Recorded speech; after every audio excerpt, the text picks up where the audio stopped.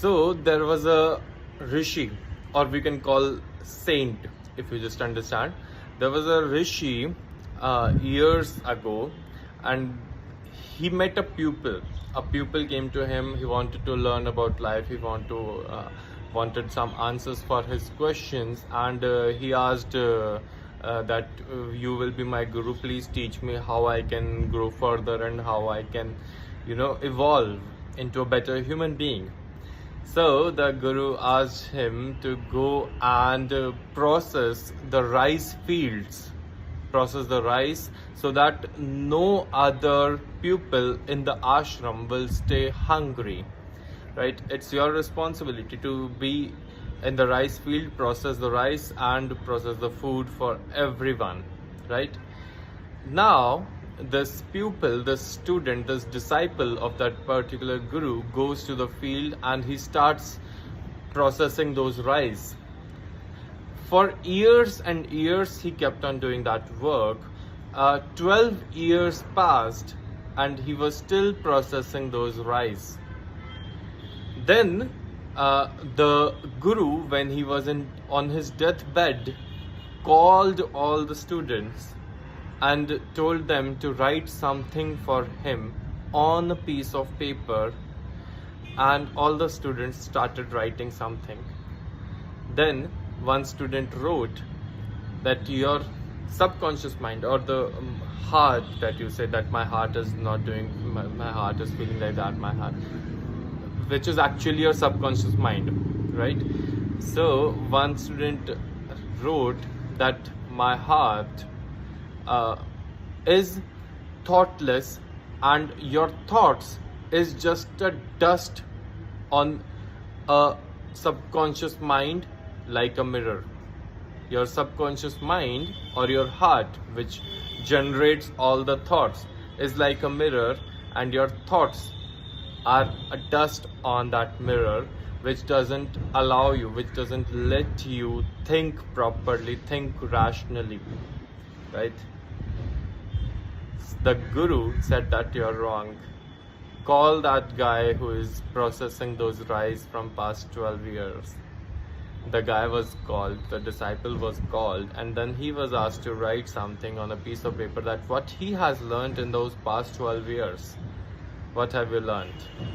The disciple writes on a piece of paper that there is no subconscious mind actually if you stop thinking and just focus on your karma. That's right. Your thoughts only deflect you from your path. If you do not think and just focus on your karma, then there is no question of the mirror, or there is no question of being the mirror dusty. There is no question of being dust on the mirror, right? Just focus on the karma. The moral of the story is that only if we think too much about anything, then we deflect from our path. If we are not thinking at all, then we do not deflect from our path. Everyone in this planet Earth is working for a purpose, but only those people are deflected every time from their path who thinks too much, right?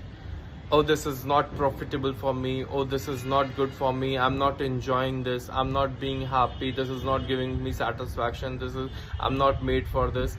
If you think too much, you will definitely deflect from your path, and you will never ever find your purpose. You will never ever find your path, because you are practicing deflections. You are practicing changing your path again and again, right? And that's how you will never ever be stabilized into one thing, right? Success comes to only those who are stable with their mind and who are particularly practicing one same thing every single day, with a concentrated mind, with a stable mind, without thinking too much. there are lot of people in this planet Earth who has a different purpose, right? They're solving different purpose, and this diversity is very important. Just think that you are divinely chosen for whatever you are doing, then only you can be good. Just think that you are made for this, and you are good with this, and you will find your God through this work only, right? That's how. Because people are working as a charity owners, they are doing charities, they are working for poor, distributing blankets, distributing food. Now you might think what and why they are doing that, why they are doing that charity, why don't have their purpose, why don't, someone might say that why don't they start earning something good for themselves or for their family, right? uh, so the answer to the question is that they're just working for themselves, they're just being happy in serving the poor or distributing blankets to the poor. They are happy with that and they find their purpose in that. Now I might say that why people are working in NASA, why they are researching for space, why they are always having their telescope in their hand and looking in the sky. What they will find, their girlfriend is lost or their son is lost in their sky, right? Who they want to find. Why don't they have a good purpose? Why don't they start teaching yoga like me? Why don't they start inspiring people to have a better life like me, right? But they have their own purpose, they have their own thing, in their head, which is, and they're concentrated in that work, right? So they find their own purpose. I find my purpose that I have to teach yoga, and I think that this is divinely chosen for me. I'm very satisfied, I'm very happy in this. Someone might sell rice in their market and they're very happy with that. If everyone starts selling rice in this whole planet, or if everyone in this planet starts teaching yoga, will this planet work? No, this will not work, right? Diversity is very important. Someone has to go and take care of the rivers as a non-profit thing. Someone has to research for the space. Someone has to teach yoga and inspire people to have good life.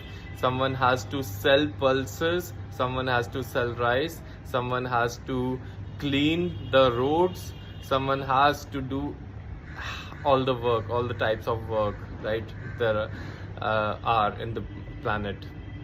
So this diversity is important, and only those people are successful who doesn't think much, right, about other stuff, who doesn't let their monkey mind jump from one thing to another, right?